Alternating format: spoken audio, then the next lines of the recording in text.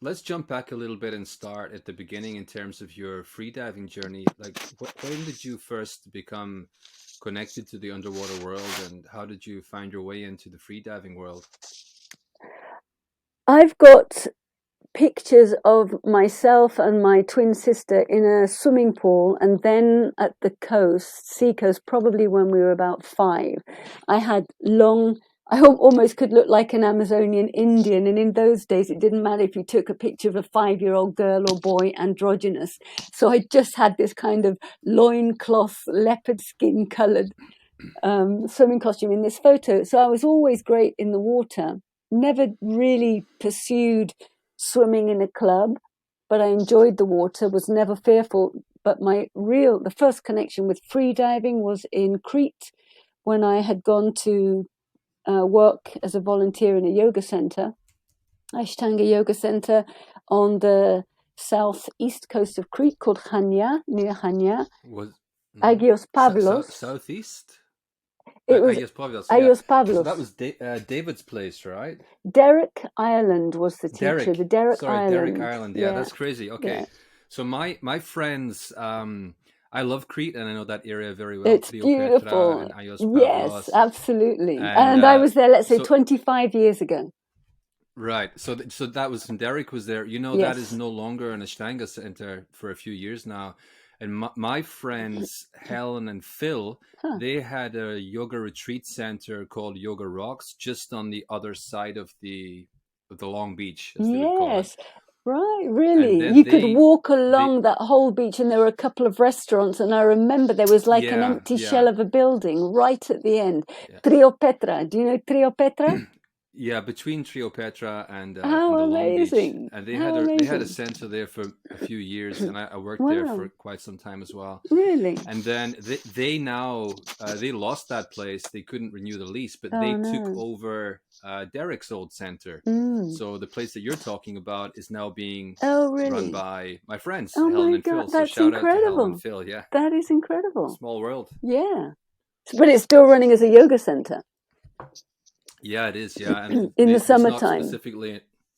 Yeah, I think they are about 8 or 9 months a year. Yeah. Yeah, Wow. and yeah, it's not an Ashtanga place anymore, but that's kind of how when I started my yoga journey, I was in the Ashtanga scene, and Huh. I was always very inspired by those pictures of Derek Yeah. on the beach Yeah. at Trio That's yes. Petra, Yeah. looking absolutely gorgeous, Yeah. and Godlike. He's a yeah, goddamn godlike. Greek or there's a joke. There's something like, oh yeah, I think it was somebody who was married to some wealthy, very, very billionaire wealthy Greek person. And the joke was something like, you think he's a goddamn, he's a damn Greek god, but after a while of knowing he just became a goddamn Greek or something like that. Yeah, but I know that picture. It's white sand, his long hair, Mm-hmm. his Mm-hmm. wrist Yeah. weights and his ankle weights. Right. There was a story when he Right. came into a room in some yoga practice in London, I think it was, and there were lots of cushions and props, and he came in and he walked and he looked at them and he says, we don't need props, and he kicks them all out of the way. I think he said, we're not a bunch of old ladies, and he kicks all the props out of the way. Amazing character. Yeah. Amazing. Yeah. It's a shame that he passed Yeah. early. Yeah. So you were there with him at that Yes. time? Yes. For what year would it have been? 1996 was when I Mm-hmm. began yoga. Mm-hmm. And so that was the year that actually my twin sister was in Mysore.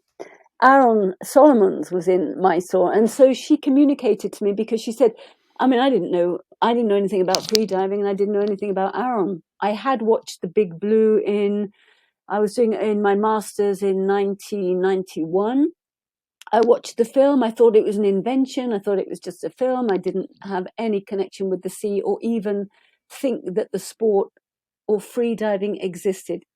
Having said that, I discovered a couple of years or around that time that when I looked at a photograph of my childhood bedroom. There were 3 beds in that room, a big bed room in a big old derelict manor house, pretty much. And above my brother's bed, we were all about, let's see, I might have been about 10 and he would have been 3 years younger, 7. And above his bed was a great big picture of the big blue. So somewhere down the line, I kept picking up very strange links to the big blue, the water. But it was in '98. That's when I started. Yeah. No, And sorry, you studied in 1996. 1996. uh-huh. So 1996. you went to Crete to do yoga, and you also started freediving there? Yeah, because Aaron turned up. We were there early March. We were doing the staff practice. Then my sister said, "Hey, there's a free diver coming." She knew him in Mysore, and she knew that he was coming to Derek. So Derek was his teacher, and he'd just been, I think, maybe a year in Mysore doing a lot of pranayama with Patabi Joyce and a guy called Venkatesh, both of whom do a lot of yoga retreats. Venkatesh has grown into another, popular guru with his own center.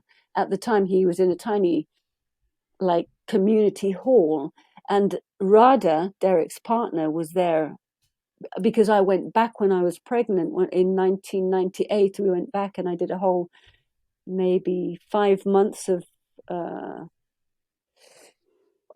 as much as I could do Ashtanga while I was pregnant. So I went from 2 months pregnant to probably 5 months pregnant doing Ashtanga with the pranayama with Venkatesh and Ashtanga with Patabi Joyce and what's his name? Oh gosh, it's gone from my head. His nephew. Begins with an S. No, it's Gosh, out I of my can't head as remember. well. Anyway, but you know who I mean.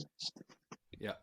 So when Aaron came in June and then he left after a couple of weeks and then came back with another group, I think it was probably in August when the water temperature wasn't as cold with as many thermoclines. Nobody had any neoprene. He had a vest, he had his mask, fins and suit, and he invited a few of us to go out and watch him do this dive. So we all swim out, and they're just off of Agios Pavlos. The water, the depth disappears as the shelf opens up to deep water. And I remember swimming out there, feeling the thermocline in a swimming costume, and it just took my breath away. And you get this kind of diaphragmatic contractions and the cold coming, and we just watched. And Aaron did a dive, disappeared, and there must have been 35 meters of visibility at the time in turquoise crystalline waters. And I remember right then feeling that man has just gone into another dimension, and it just blew me away. And it was so magical that I think there might have been 5 of us who went out swimming and came back and said, "Can we learn something? Can we learn some breath hold?" And with no equipment whatsoever, I don't know, a couple of days later, he started a little course teaching. And I remember doing my first dive. I had no idea of equalization. I strained my ears so badly, I thought I'd burst my eardrum, but they were just really inflamed. And I didn't understand. Just let it go, take a rest. So the next day here, I tried to dive, excruciating pain as I watched my friends down at 8 meters, 10 meters. There's a guy in London who, Gingy Lee, he's got a yoga center now. And I remember seeing Gingy just having fun. And I so wanted to be down there and I couldn't. I had to, as a yoga practice, be patient every day, be patient. Don't ahimsa. You don't injure yourself in a practice in the effort to overdo something. So it was a waiting game. It probably took me another week, and I just had to watch, left my ears alone. Finally, I did a couple of dives, and then he went away, and I don't think he came back until September, maybe the last session. And then he invited whoever wanted to go to Israel. He said, "Well, I can teach you." And five of us took him up on that. I think he already had his eye on me, actually. I mean, just to be blunt, he was already inviting a bunch of people because I wouldn't have gone on my own. And I was not interested at all in really in him at the time. But we all went, and that incredible lure, I call it the void. I've even got it tattooed on my arm.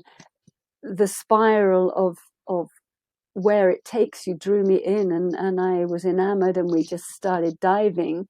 And I took on a job as a scuba diver. Aaron was diving on a yellow submarine, which is a tourist attraction.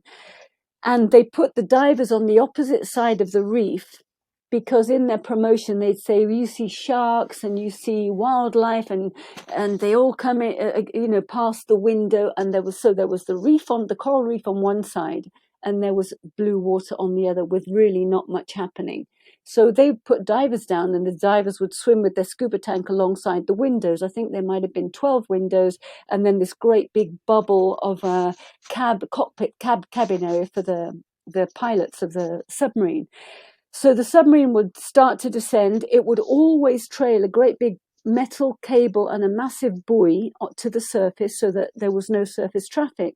So what I decided to do back in the day, not having had much training at all, was as they dropped the scuba divers had 30 seconds. So they'd be cruising, and then the submarine would start to descend, and then our boat, the boat with the scuba divers on the surface, would follow the big ball, knowing that the submarine was moving very slowly and descending.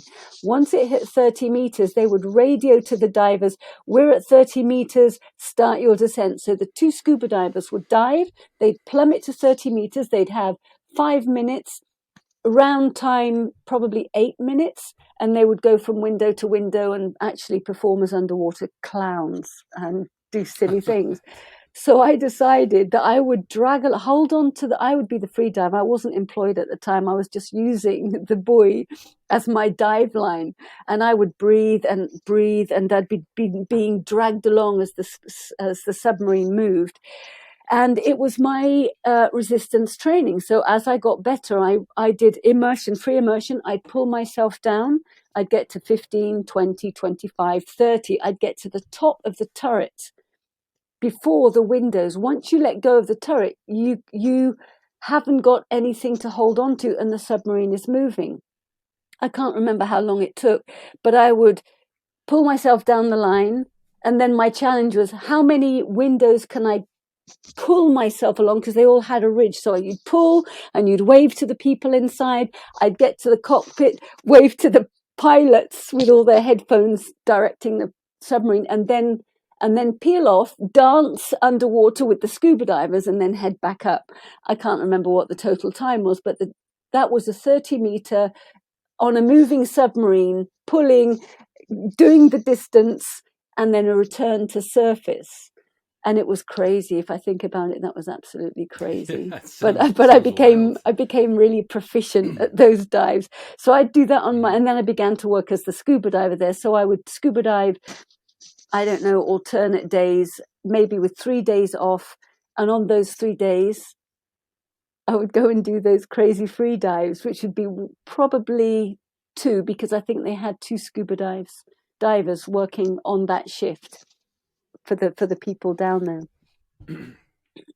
I'm still blown away with this Agios Pavlos thing, because that's What kind of year were like, you there? What year? well, so it was 9 years ago, and I Oh, remember wow. I'd only just started to snorkel. I was actually terrified of the water, and I Oh my remember gosh. running up that beach and over the big sand dunes to get to Yes. Agios Pavlos. Yeah. And Yeah. I looked down on the bay, and I was like, "Holy crap! I didn't realize this was here, because it's Huh. so remote, that Yeah, it's place actually." beautiful. It's incredible. And I jumped in the water and I Hmm. swam around. I never seen anything like it in my life. Yeah. The water was crystal clear. I Yeah. saw proper fish for the first time. I How was so excited I had to run amazing. all the way back How and then get a amazing. bunch of people And take them and back. then I took them back. Yeah. Um, Yeah. Though and that So that was the My vibration. You understand the vibration yeah. of just by Agios Pavlos, all the rocks and the beach that you came from. We'd swim out, and that shelf was exactly in that area that the 50. I'm sure it was about a 50-meter dive that Aaron did that day, and it It's a crazy mesmerized energy me. around that Yeah, place, yeah. and I've been thinking recently because now my friends are there and they're in Ayos Pavlos. Is that looking at that bay on the map? It's like it looks like there's really good depth there, not too far from the Yes, shore. yes, And yeah, you're literally yeah, telling me that there yes, is. So yes. I'm so motivated to go back and do some proper diving there. Let me know when you Kind of do. like Let me know yeah, when you do. it would That's kind of be like incredible. going full circle. Oh, It's yeah. crazy. Actually, Aaron always talks about his return to Greece, not necessarily Crete, maybe somewhere near Athens, as just for travel wise, but that's his dream. He took me, we were there and we went back and we taught when we first got together and got married in 97. We went back, and from the time our son was probably 2 years old, we would do a 6 months in the winter in Israel and 6 months in Greece, because Ayos Pavlos, which is north of Kefalonia, was a place that we found worked for us again for depth and other reasons. And we'd travel and do the 6 months and take all our equipment and establish ourselves for the 6 months and then go back. It was an incredible feat, carrying a little baby and all that equipment. But it's his dream place, and he was there probably 30 years before he met me. He was working on fish farms at the time. He has an incredible history. Well, you I don't know whether you spoke about that necessarily, but if he had a dream place to be, it was the Baja and it's Greece. So he's at the moment wondering, with the situation of well, now he's in Israel, but a British passport doesn't go very far in Europe anymore, not in the way that it used to. But Yeah. he would go back. He would go back. Maria Teresa, I think the sound is coming back, and I wonder if it's like you put a collar up or something like that. Do you know why Here, maybe I moved it. Oh, maybe this little thing here is the microphone. This thing here might be a Yeah, I think microphone. that's the microphone. I Okay, think that's the okay, microphone, and I think right. I think if you can sort of keep it down, like Yes. where this thing is here, it would be. Yeah. Yeah. I think also maybe there might be a little crack in the line somewhere, so Yeah. just when you move it, you Yeah. get some like disturbance. But Okay. that's great.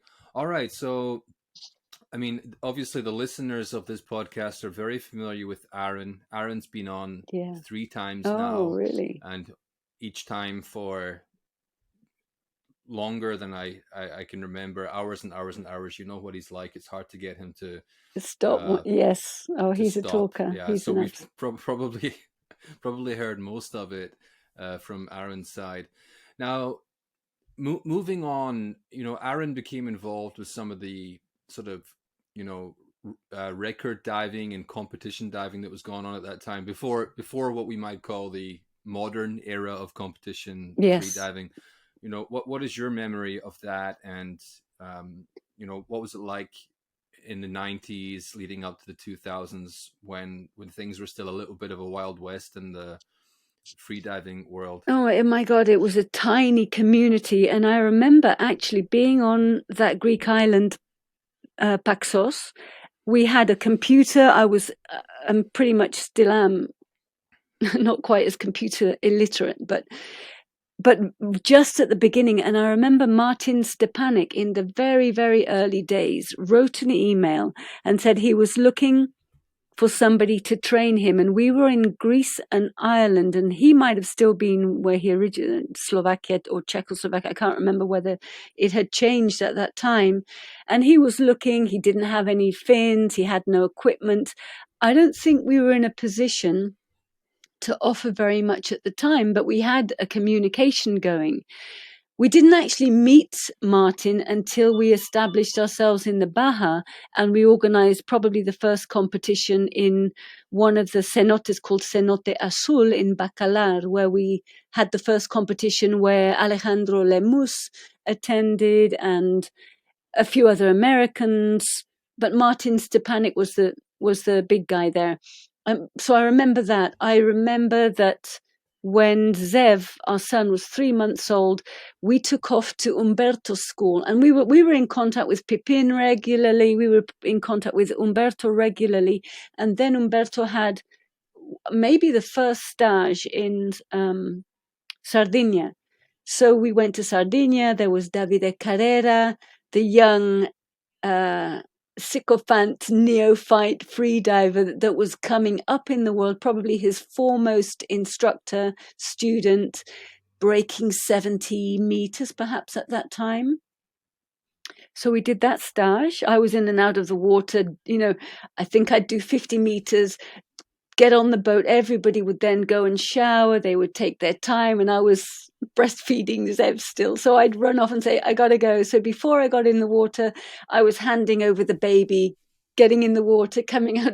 My priorities were very spread out for the whole time I was pregnant. And then with Zev, it was very much a juggle between those. And even Pipin, he asked me, because when I knew I was pregnant, I was 2 months pregnant when Pipin left Israel.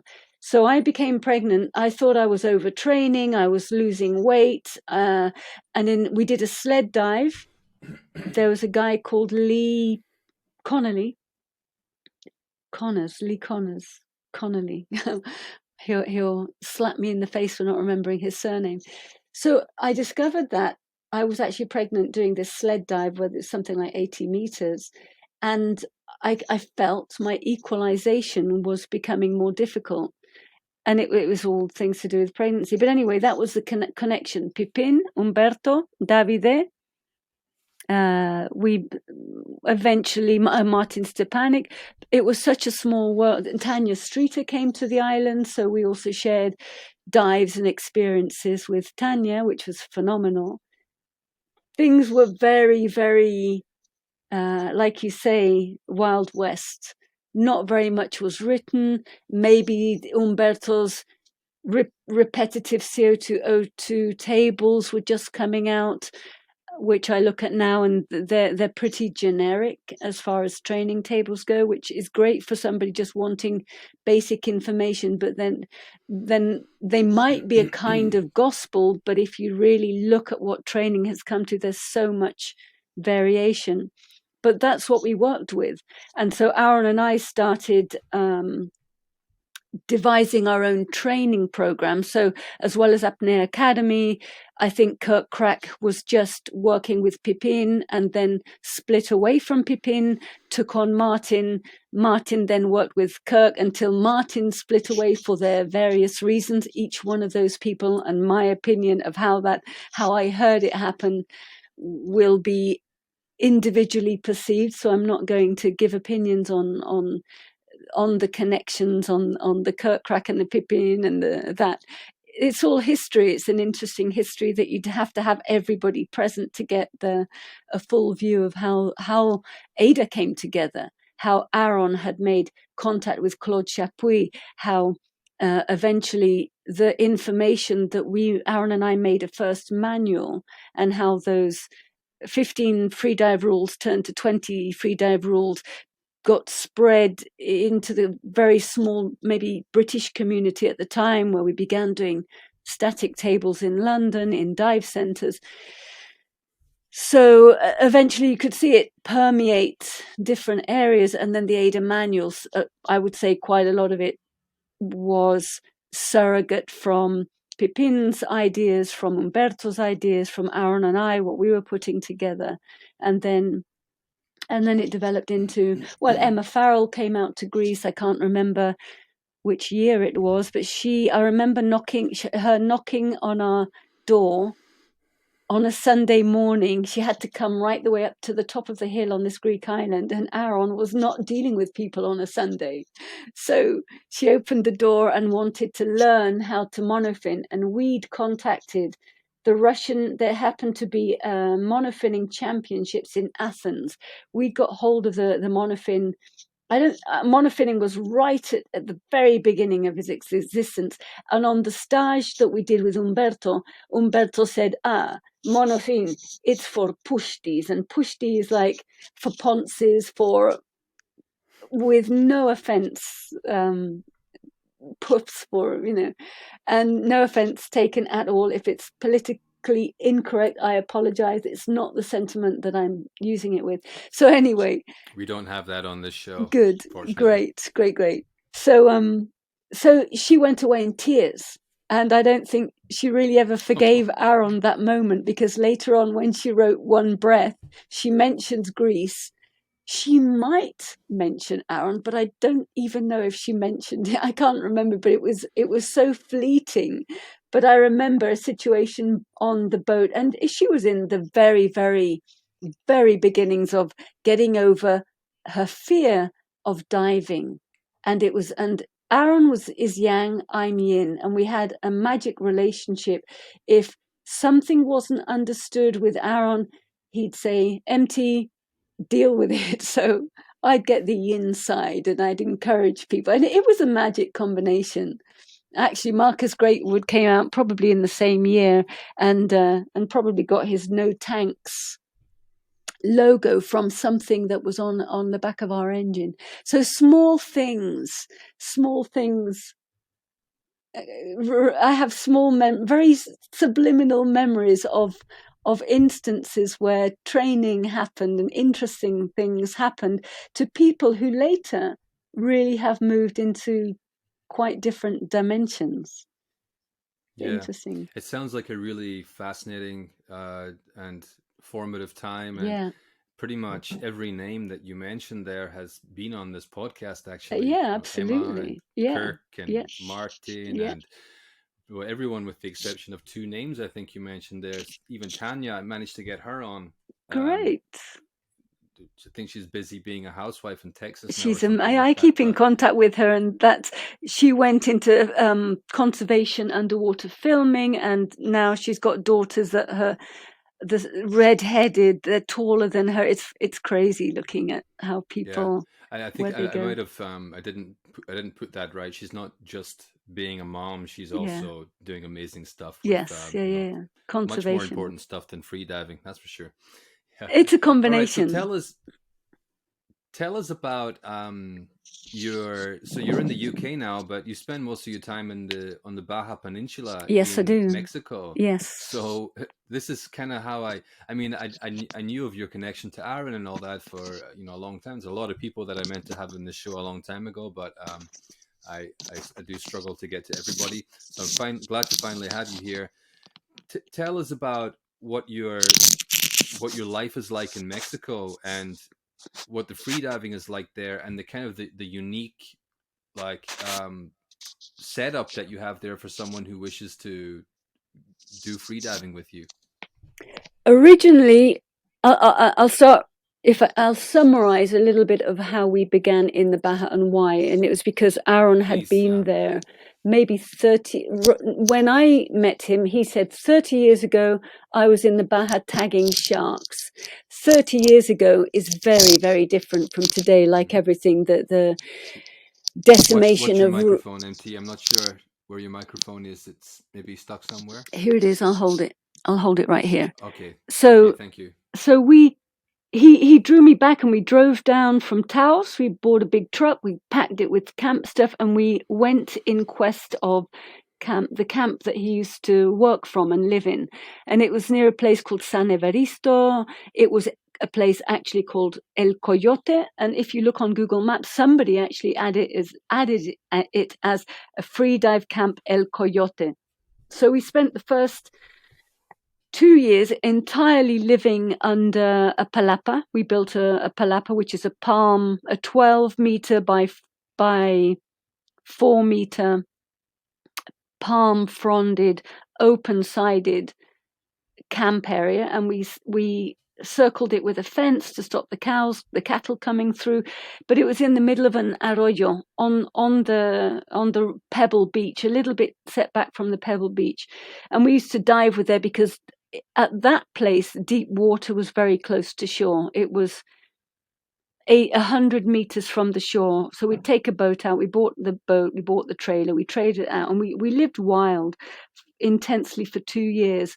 And we created our own camp almost as it was when he'd been there 30 years previously. But the connection with the town had to be made because Zev became 4.5, 5, and he needed school. So we went into La Paz and we rented different places and slowly tried to be in communication at that time. So we're talking 18, 19 years ago, maybe even 20 years ago. Computing was difficult for us, but we had an outreach. And there's one crazy person, English, only Mad Dogs and Englishmen came out. His name was Hayden Welsh. He was a channel swimmer. I think he probably just did another channel swim that many years later. And he was probably one of the first people that came out. We had Dutch people eventually. We had Sam Still, who became the British breath hold record holder. Sam did some training with us, then he went to Mysore, then he broke the British record static. I can't remember whether it was 6.5, 7 minutes. I can't remember the exact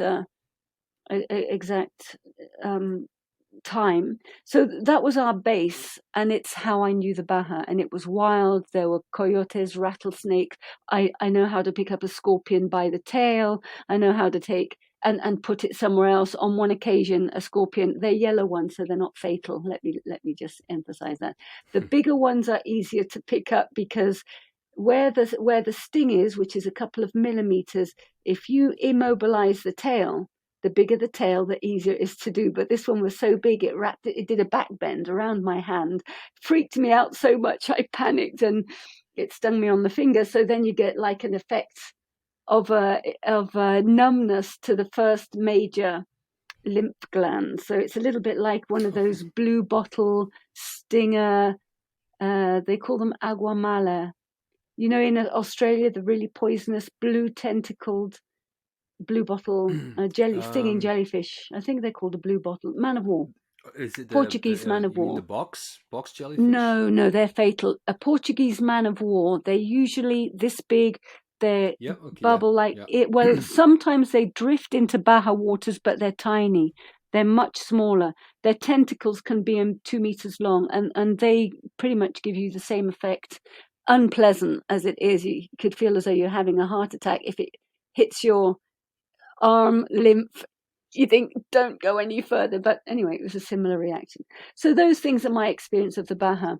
Aaron, many years ago, worked in conjunction with now a top white shark specialist called Dr. Peter Klimley, and he did some tagging there, and those memories are what took us back to the Baja.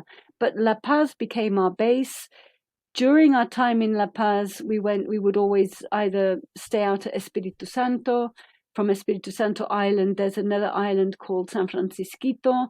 And around those areas, there were plenty of rockfish and pelagic around El Bajo. So there are incredible places.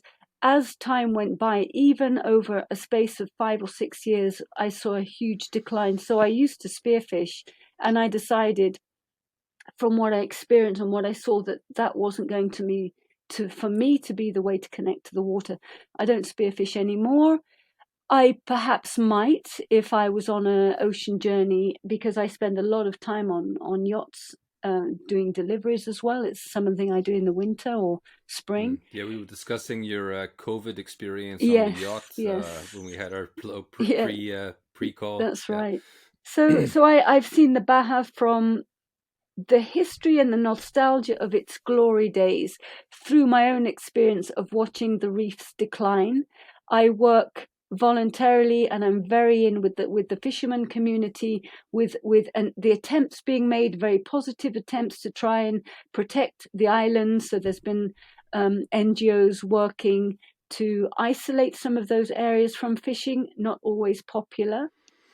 So some of the reef is coming back, but also ecotourism has grown to a proportion that it's an economic viability. And I also have my views on that. And I've actually taken a step back from belonging to ecotourism, whale shark swim. There are a couple Mm. of companies that I would work with, and I just choose not to be one of those impacts, because sometimes the numbers involved, as in everything, is creating its own demand, is creating its own pressure. I've watched all of those things, like I've watched the free dive community grow, like its expansion is phenomenal through Asia.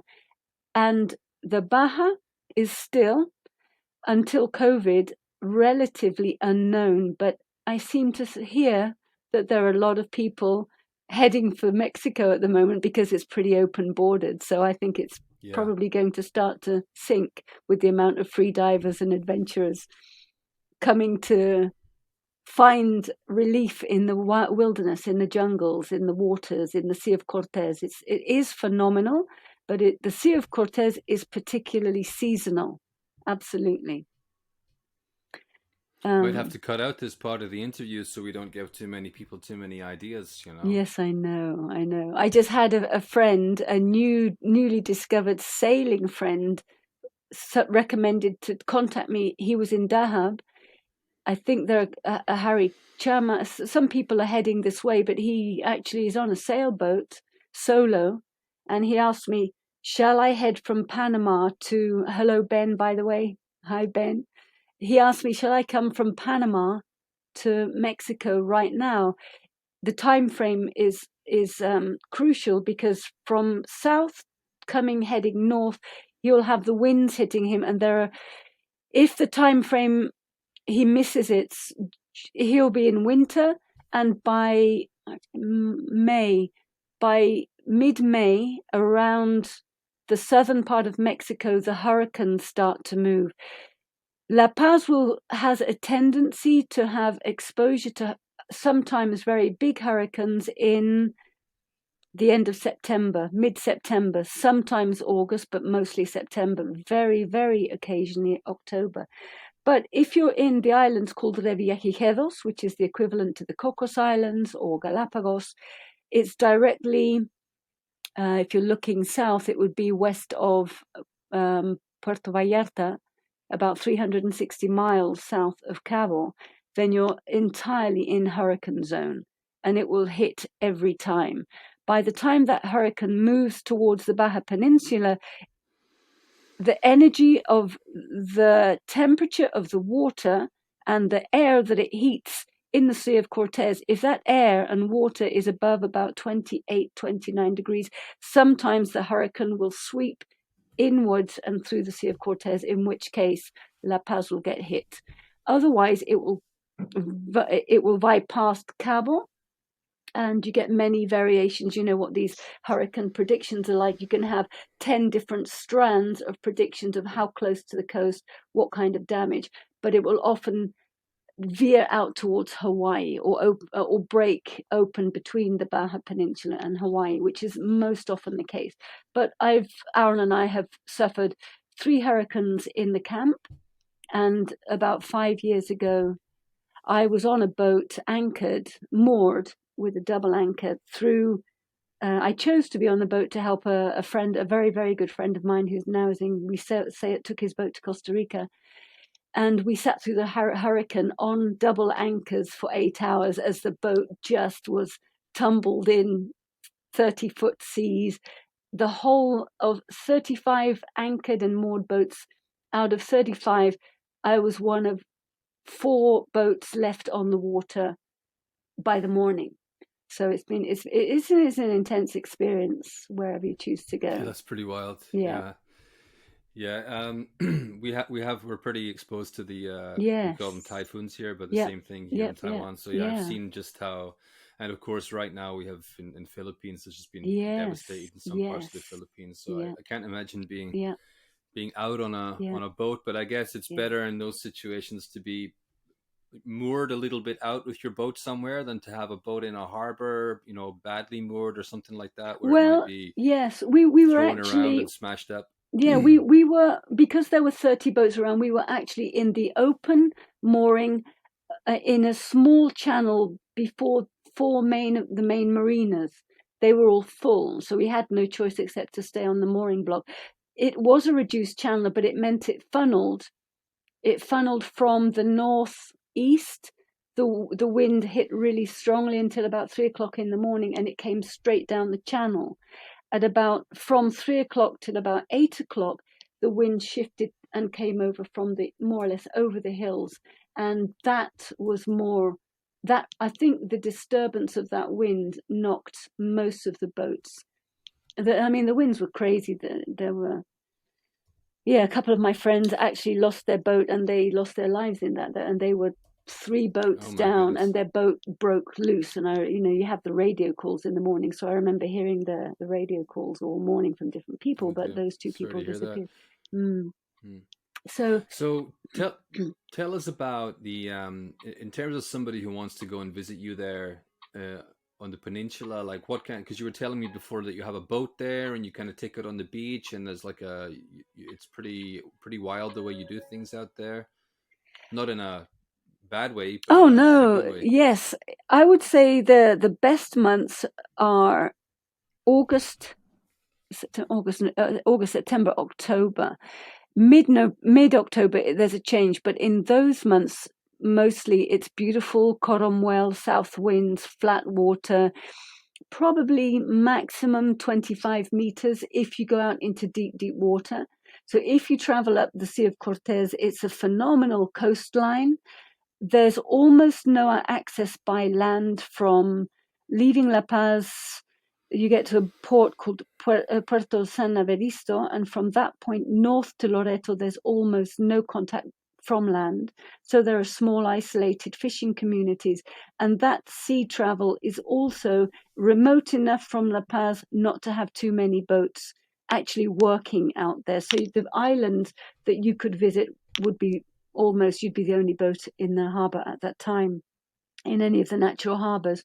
So unfortunately, because of the whale migrations happen December, but much more intensely blue whale, grey whale, they're coming up the sea. The grey whale doesn't really migrate so much into the Sea of Cortez, it's much more on the Pacific, but you see occasional grey whale, you see orca, you see humpback most of the year. But the winter migrations, you probably wouldn't have a phenomenal experience because the visibility is reduced to 5 meters, 3 meters. It's pretty muddy. There's a lot of plankton, phytoplankton, so that's what makes the sea so rich. But it also means that free diving is based on murky waters, very strong thermoclines. Often the north winds come in for 3 or 4 days at a time. So you have to choose the breaks in the weather to be able to free dive.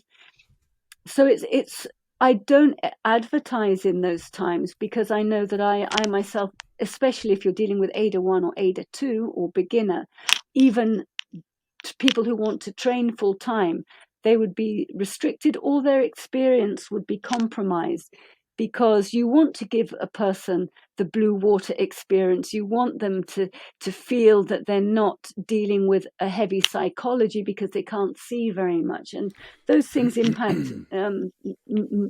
neophytes, beginners pretty strongly. Yeah. So, sure. but Sorry, that's when the whales. Just check your microphone situation there again. I think you might have. It might be a wire, It might be a wire.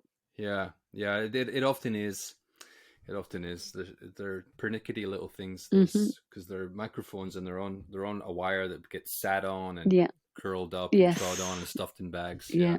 But that's better like that. The way you have it's perfect. Right. Now. Thank you. So more or less that's the time frame. It might sound very restricting, but the beauty of it is a wild experience.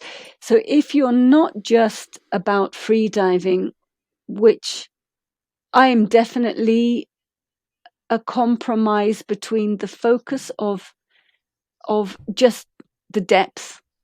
Although right now I seem to be feeling in me a strong pull towards the possibility of doing, just for myself, I would love to do 2 months, 3 months of focused depth diving.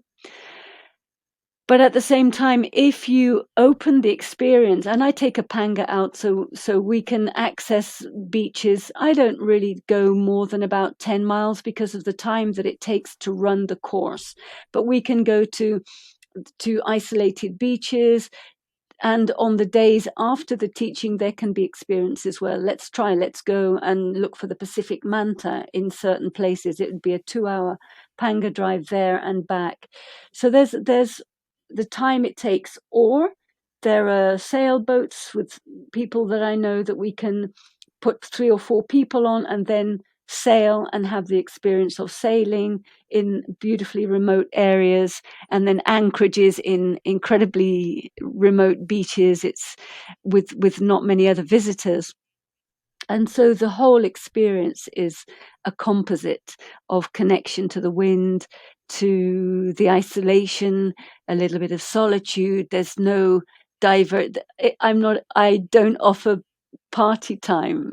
So the experience is very different from that. If you want a little bit of solitude or a boat journey with few people, then it could be a journey from La Paz to Loreto, or La Paz to the islands and back, La Paz to maybe not towards Los Cabos. Sometimes I dive from Cabo Pulmo. It's the only rescued coral reef, which is one of Mission Blue's hope spots. So that's another beautiful place to visit. So there are many options, and people are coming here right now. I know Carlos Costa was there, and his now partner she trained with me for a year before heading off to Bonaire and joining Carlos. And I think Miguel Lozano is visiting, Harry Chamas is visiting, Ren and Ashley, they're in the cenotes, I think, on and off over the last few years. It's becoming known, the cenotes in particular, because they're not as climate restricted as the open as the open water. Cenotes are becoming pretty well known, a little bit famous in the freediving world. A lot of people are motivated to go there, especially now, like you said, because of the conditions with the entry into the country.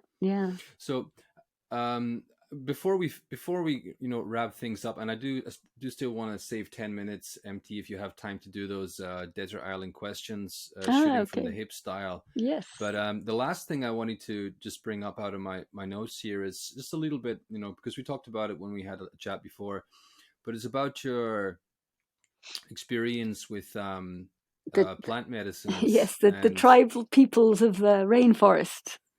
Right, yeah. And tell us a little bit about your relationship with plant medicine and how it sort of winds into and through the possibilities of the experience that we have in freediving. And there's a little kind of light went on in my head when we talked about how perhaps pure athletic training is not the only way to achieve the greatest depths that the human being can achieve, but perhaps the mental aspect and the psychological aspect, and perhaps even the emotional and the heart-based elements are even more important, or could be. And I just probably asked about 17 questions right there, or where to begin. Maybe you could just have a little go yourself at talking on that.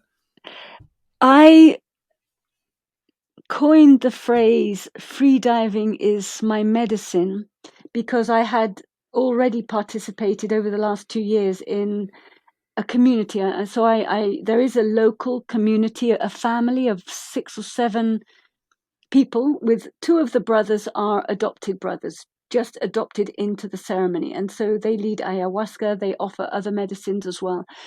And it's really allowed me to, even more than in combination, my whole life with martial arts, Tao philosophy. I'm going from when I was 19, or even earlier, maybe 14, when I started getting interested in the martial arts and the philosophy of the Far East and the respect for seniors and the masters and the mind game, Kung Fu, David Carradine. All of that comes through yoga, meditation, mantra, sound healing, vibration, quantum theory, quantum thought, the mechanic material world, the solar calendar, Mayan solar calendar, or the Mayan lunar calendar. All of those things have crystallized into a different understanding through taking medicine, which to me is ceremony, and never have have I done it in a flippant fashion. So I might be a bit stoic, I might be a little bit over sincere. I love the community, and the plant medicine has taken me into myself in a deeper way than even meditation. So that it's a combination. And I invited a shaman friend of mine who used to be a cocaine addict. He went then into AA. He got off alcohol and cocaine. He was a lawyer. He quit. And he was one of the first shamans, Mexican shamans I've got to know. And I asked him, would you do a ceremony? Would you just, not a ceremony, would you come on my boat? And I would like to take the energy of a prayer, of a mantra, he had a conch and blew the conch, and we took the drum, the incense. He took all of his regalia, and we had just a beautiful connection. And I said, and I'll show you what breath hold if you've never been in the water. And he could swim. He'd never done an equalization. He didn't do very much more than 8 meters and struggled with it. But he came out with a smile so big on his face, and he said, this is medicine. And he hadn't even touched the tiniest piece because he struggled. Medicine is a struggle in the beginning because it makes you face your dark side. Lots of questions come up, the resistances come up, the darkness might come up, but darkness isn't fear-based. If you're not fear-based and you recognize the journey as a non-judgment of light and dark, and you begin to feel or sense your way through whatever's happening without really, some people, if I've taught an aquaphobic, they face their limitations so quickly, but there's ways of programming people through that. So it's a medicine, and that's a connection. So if I described the journey of an ayahuasca as you get deeper into that experience, it's almost like the process of going deep. So when somebody says, how deep can a human being go physically, once the focus is taken a little bit away from just a number and it becomes integrated into the person as a whole, the numbers disappear. It also could mean that a would-be champion might lose the motivation to push for those numbers. Yeah. So there is a dichotomy in it that says, where does the physical lose importance?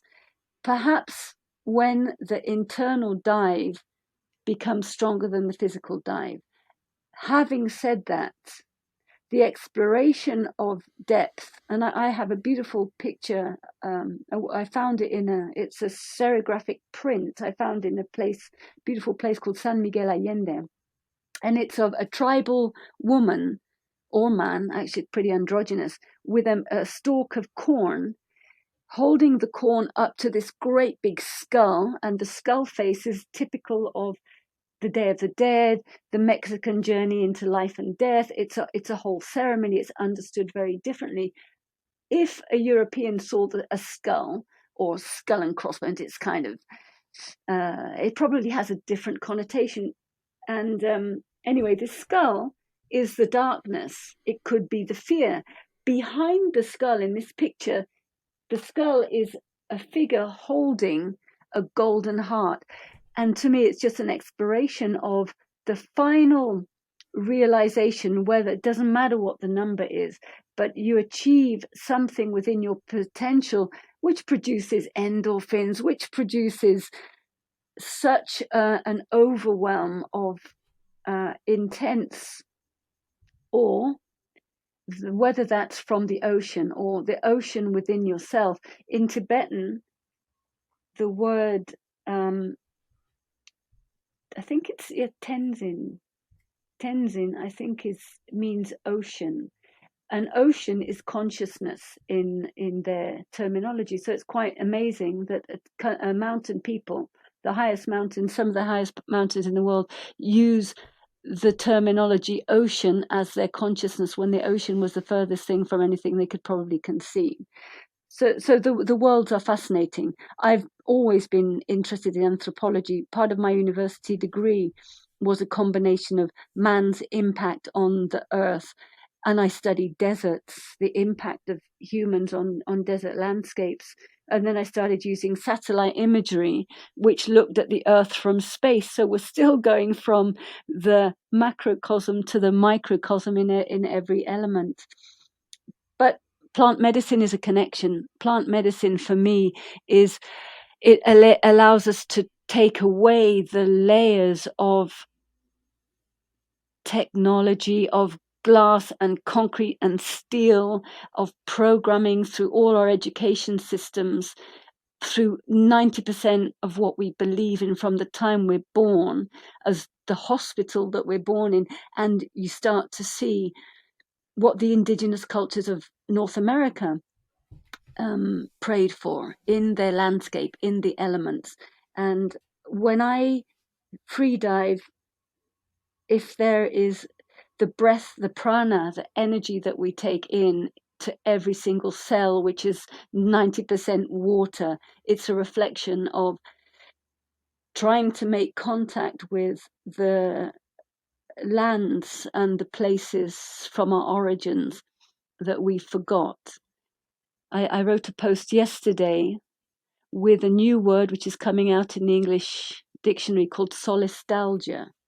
And solistalgia is described as the disconnect or dis-ease in society brought about. It can cause depression because of changes in the landscape, subtle changes. And I think for me, the only answer is heavily make contact with the natural world. And what better place to do that when you're 360 degrees wrapped up in ocean. And the ocean is the depth of the place wherever your mind wants to take you as well. Resistance. If you resist a depth, your dive stops. I often do. I think you do have done some push hands or some martial arts or qigong tai chi. Have you ever done? Little bit, yeah, Have you little heard bit. of push hands? It's where Yeah, two yeah. people. You see that in the parks here in Taiwan So you in the put mornings. so Quite often. my Yeah. metaphor in some of my teaching is I stand next to a free diver learner and say, let's stand together, left foot forward. We mirror each other. My left foot, your whatever it would be, probably the same foot. Stand back and contact. And then I ask the question: I'm the ocean. You're the diver. Am I friend or foe? And obviously, they all say, you're my friend. Yeah, you're my friend. And then I make a move towards them, and I'm giving away here too much. So I probably, because it's their first reaction, what do you think that first reaction is going to be? It's Donnie, going to be some kind of defensive action, right? absolutely, absolutely, without question, unless the person has done push hands and their experience where they move like a wave. That is our connection with the ocean. I noticed it 3 years ago when I went back to training. I did only empty lung, empty lung, empty lung, empty lung. And then I started in 2 weeks, and then I started the depth work, and immediately it was 55 meters, 60 meters, 65. I went to Dahab, was it around 75, 76 meters. And at the moment I felt the stress of an equalization, I felt a tiny pinpoint of tension, resistance. And the fascinating point was that I could pick up, it was in and above, just above my sternum. And that slight resistance that I was aware of was the point where my dive wasn't going to go any further. And so I was able to listen to that at that depth. Other people, different depths, shallower depths, they will be feeling that resistance in a much grosser way, because the experience they have is much less. The more the experience, the much more subtle that feeling or that perception will be.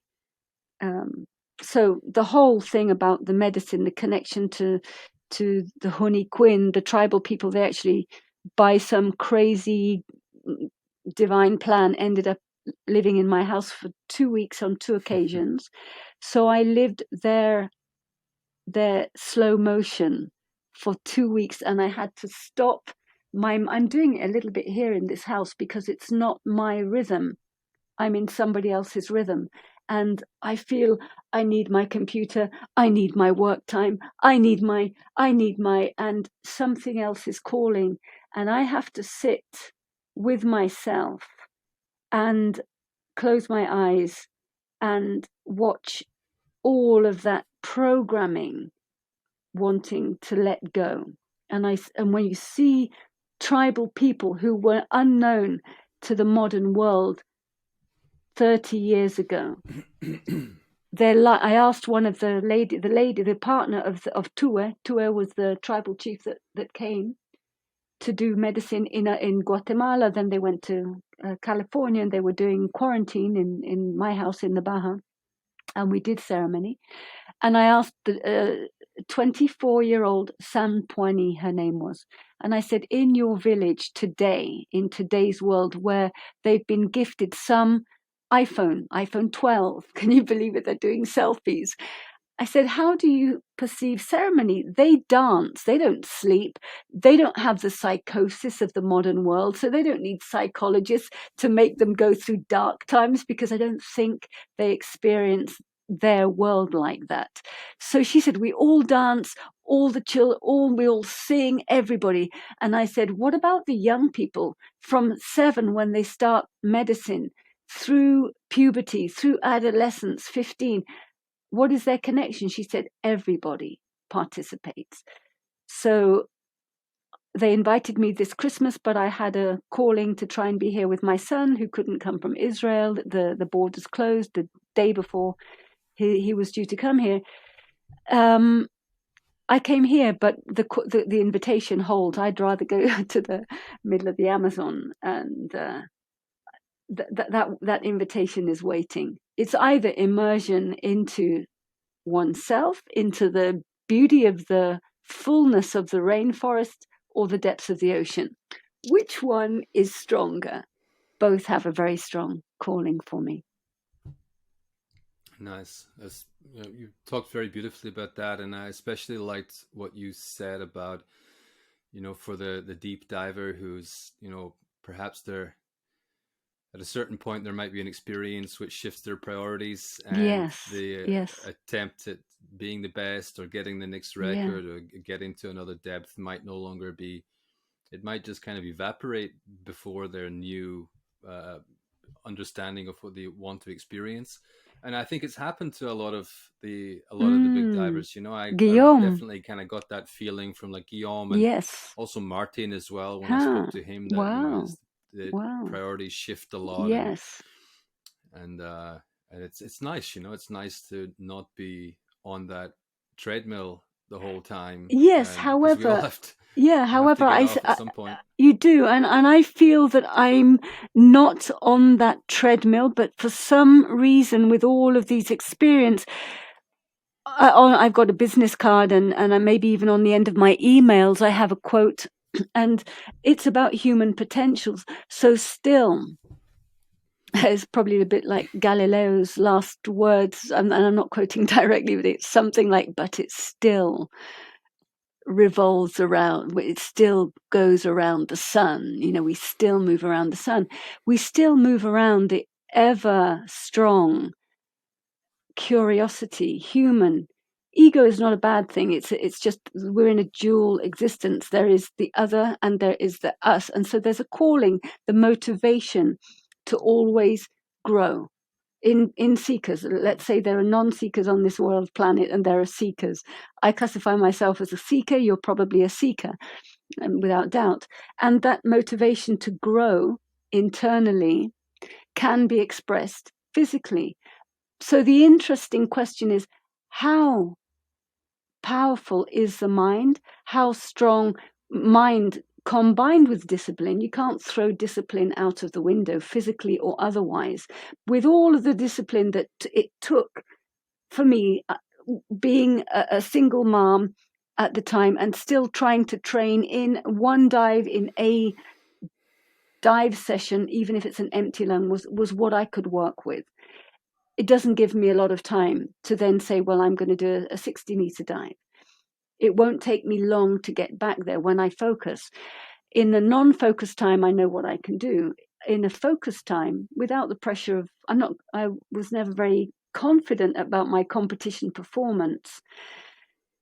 And that's a point about, again, that was a fear of performance anxiety. I would say I have that. I have to work for it, because it's not often that I perform in public or perform with a goal, but I still think the potential to be better in an understanding can, as an experiment, perhaps reach the same goal. However, the objective is not a number. The objective, it comes from a different place. So it doesn't discount me saying, I would love to get to 80 meters. It doesn't discount it whatsoever, if that makes sense. No, of course, understand absolutely. Yes. Okay. I've had you for quite a long time here, MT. Do you still have 10 minutes to shoot through Yes, these desert island questions totally. I might for the not patrons? answer them all as proficiently as I'd hoped, but go ahead. It's all right. We just it's just a bit of fun. I heard some ting ting ting in the background. It sounded like your mum was like calling you to attention with a fork on a champagne She glass might or have something been like that. she might have been doing something like cracking a glass with her friends that are All right. arriving. Okay. Okay. Okay. Not Okay. for me. Well. Let's shoot through these then. Okay. What is your perfect morning routine? What would be your perfect morning routine? I love my animals. I have a telepathic desire to always give them a priority. So I had a big Great Dane. He passed a year ago. So I would prioritize them. I'd get up. Ideally, if they weren't such a demand of my time in the morning, and my discipline was better, I would get up and have a cup of coffee. Number one, just have that smell, small espresso, and then I would sit down and probably do. I would love to do a Tummo breathing combined breath hold practice as a meditation.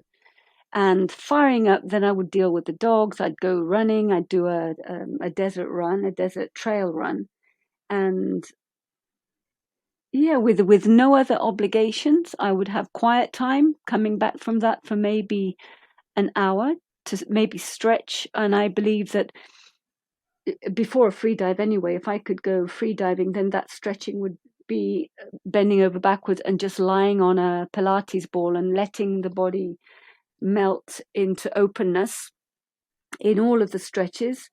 On a beautiful day, be on a boat. Oh, okay, actually, maybe I'd be on a boat. Maybe even just start the day on a boat. We'll I make this struggle. morning I extra long. I struggle with the dogs, and if it was on a boat, let's change that. If it was on a boat, I'd wake up to the sunrise, and do my meditation and do some stretching and be in the water. If I lived on a boat, that probably would be my ideal beginning, on a flat, crystal blue, calm, middle of nowhere ocean. Yeah, that would be the Nice. morning. Okay, so if you could spend that day then any way you want at any expense, how would you spend it? I would move from ocean to rainforest, and places like Costa Rica, places like Panama, Ecuador, Galapagos would be would be those places, so that I would immerse myself in the natural world from beginning to end. Perfect. Yeah. Yeah, we'll give you the air transport necessary to get you to all Yeah. those Yeah. places. Right. Which three books would you have with you stranded on a desert island? I would read again and again because of all the beautiful descriptions of adventure and of maps. It would be One River by Wade Davis, an ethnobotanist, anthropologist, more ethnobotanist, and he writes about an explorer in the 1940s, probably started a bit earlier, called Richard Schultz, and he was the first person to penetrate the Amazon and look and find some of those tribes and travel with them on many for 12 years on the source, many of the tributaries to the Amazon in Colombia, in Peru, in Ecuador. It's a phenomenal book. It mentions other explorers pre-Schultz, again an Englishman. I can't remember the Englishman's name, but Schultz is probably the major character. And Wade Davis followed in his tracks. Wade Davis is a contemporary Canadian speaker on the rainforest, on the peoples of the rainforest, on medicinal plants, sacred medicinal plants, theogens, if you use the right word rather than hallucinogens. But the book is a phenomenal description of all the rivers, the tributaries, the history of the destruction, of the genocides, of the what the rubber, the discovery of rubber for the Mm, war, even in pre-war times, what they did to the tribal peoples is one of the sad points. They're like holocausts of their own, and the book is intensely riveting. Another book I would read Neoplasticity in the Brain, because again that gives all the potential to visualize the potential of thought and what it actually physically creates in the brain. So that's something. And then there are many, The Buddha Within by Surya Das, and that's a simple reading, an everyday, easy read to try and remain aware every day of the spaces and the places you move into. For example, last year I read that book in my mother's house when I visited, and every door is a temple. When you open that door and you move, and this isn't my space, it's my at the moment I'm in my mother's house. You open the door and you treat it as a temple into somebody else's footprint on this planet. It's not mine. Believe me, it's very, very different. But I want to respect the places where other people have their respect, and the places where other people, including animals, including marine life. The portal of the ocean is the surface to the depth. It's everything. It reminded me every moment I read it. It's everywhere that we are, every space that we inhabit. So their books are pretty intense, but I think they allow for a play with your own awareness. nice. I'm looking forward to checking out this one with this Wade Davis book. I love that. Incredible. It's incredible. Amazon exploration kind of stuff. Yeah.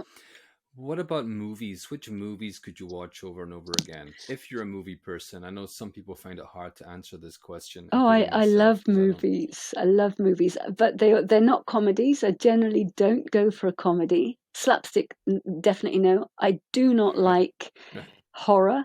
1000%, I would turn the other direction. I don't know how they're even devised in this day and age. But I love drama. I love uh, films with a message. So I would say, because it's a popular theme, I would say any of the Matrix. I haven't seen the new one, but I would love to see the third of the Matrix trilogy. I think they're great. I think they're a little bit anarchistic. I think they're free thinkers. They're made for free thinkers. I love Avatar, so that would be another one. Avatar, the Three Matrix. And there is a kind of comedy one which is called The Last of the Wilder People. It's made in Australia, and actually Hmm. the director of Jojo Rabbit, which is another phenomenal message film, um, he is in that movie, and it is funny, and it's got some great actors of a kid exploring the wilderness with an old guy who takes him into the hills, and he's an adopted kid and he's really rebellious, and it is a pretty cool, light-hearted movie. And there's another one which you might be interested in, which is called I Origins. I personally, but it's actually revolves around the iris and eye. It's the fourth movie, but I could watch. Oh no, gosh, Last of the Mohicans. I could watch the Last of the Mohicans till the cows came home have as have as many well. as you want. Yeah, the movie, the funny one with in New Zealand. That's That's Sam New, Neill, actually New Zealand. who's the That's old guy. yep, yep, Yeah, yep, yeah, yeah, and yeah, exactly. I love anything with Sam Neill. Yeah, He's that was a fun all through movie. my childhood. I was a big Huh? fan of Sam Neill as well. Really? Yeah, Wow. Jurassic Park and Yeah. yeah. All right. If you could take the music of only one artist with you, who would it be? Ooh, difficult because it has to cover all levels. I love classical flamenco guitar. I love medicine music. But if you have too many repeats of the same words, it's not multidisciplinary. And I also I work with a kind of healing, energy healing, sound healing with bowls, and a DNFT, which is directional non-force. So the music has to take people to another place. That person would be Estas Tona. I think he is Slovakian. He might be, gosh, he might, no, maybe he's Hungarian. He's one of those countries. So I'm sorry, I can't even be specific. Estas Tona is They're kind of east. Estas, and then his surname is Tonne. Estas Tona. Yeah, I found him. Yeah. He's beautiful. He's got one song called one. They're just instrumentals called Internal Flight, and in a meditation, in a healing session, in a ceremony, as a day-to-day for playing it around the house while I'm sweeping my patio of all the leaves that fall every day. It's I think I would listen to his variety of guitar. Okay, nice. Yeah, I found that, so I'm gonna check it out myself. Maybe Yeah, tomorrow morning when I'm having my coffee. yeah, Although I'm yeah. trying to tell myself not to have coffee tomorrow because I'm gonna dive, and I Ooh. wanna. Pippin used to It's drink a tough. double espresso before every outing. We used to go Mm. out on his boat and he'd be preparing for the deep, and they weren't deep for him. They were, I was tandem diving with Audrey and we were doing 80 meters. She was trying to go at that time. My son was 4 years old. We were in Florida, in their house in Florida.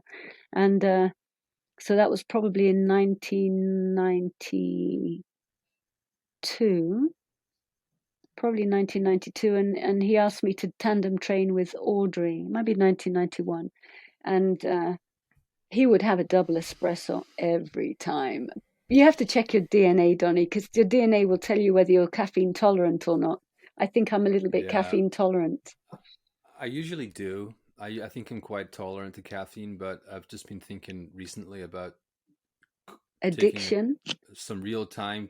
But it's definitely an addiction, but taking some real time to really compare the feelings and the Ah, sensations of the wow, non right. caffeinated dives to the Totally, now totally. now that I have access to some depth. Okay, what was next? We are. Oh, it's all right. Oh, here it is. Here it is.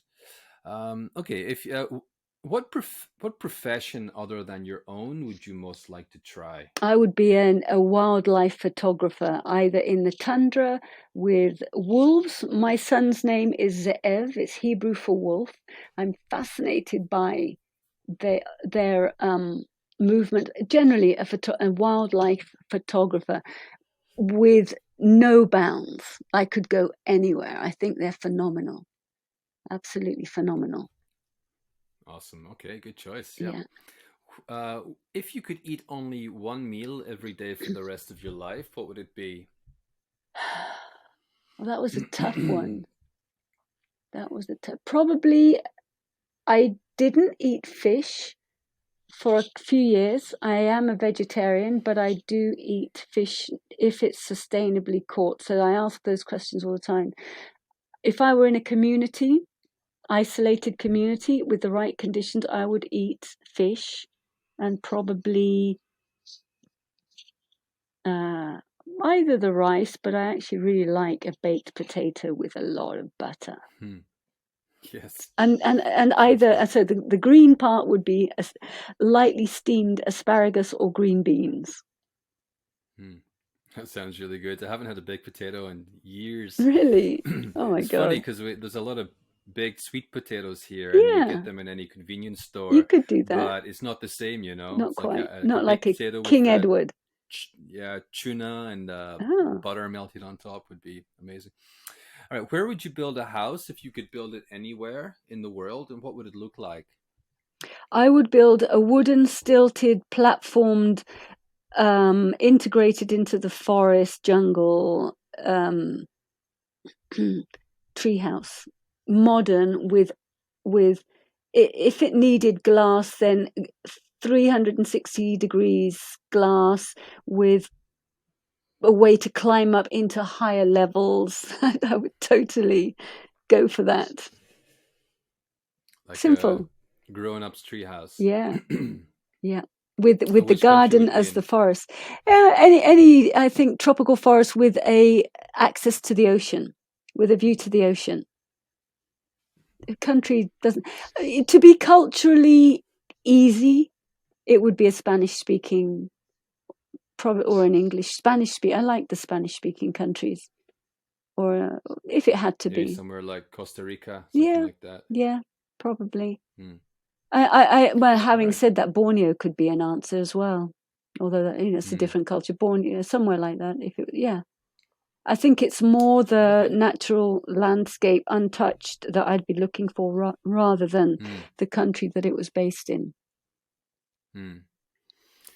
If you could travel back in time for one day, what time and where would you choose?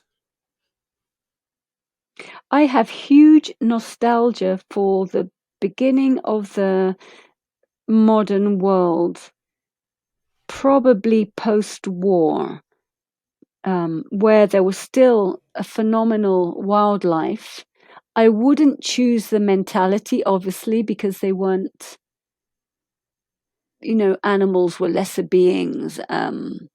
We have the convenience of understanding of energy today that is very different, but the time when the life was prolific and there was enough understanding for movement to access those places would probably not be that far in the past, would be in the living time frame of the oldest grandfathers that are on the planet today, the Native American times, probably Hmm. pre-white Okay. colonization.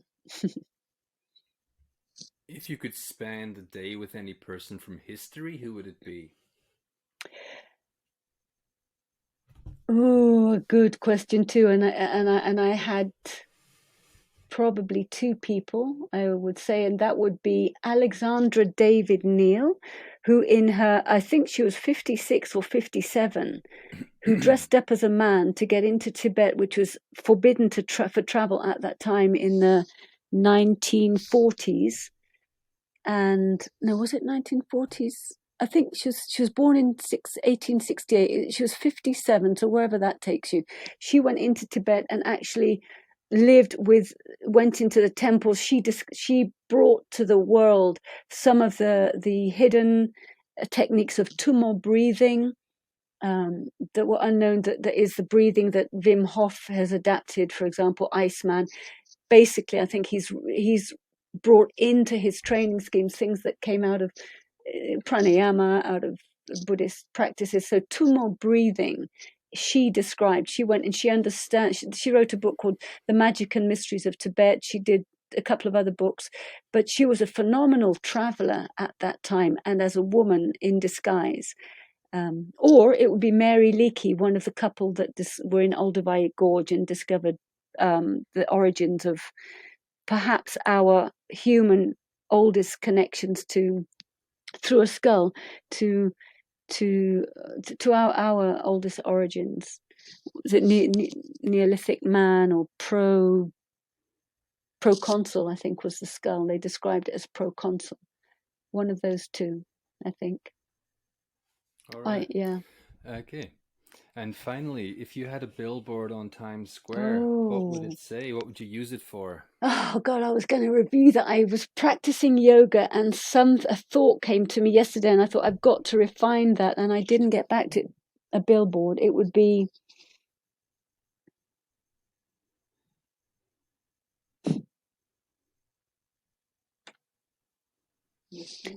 we are the natural world. Wake up, something like that. Beautiful.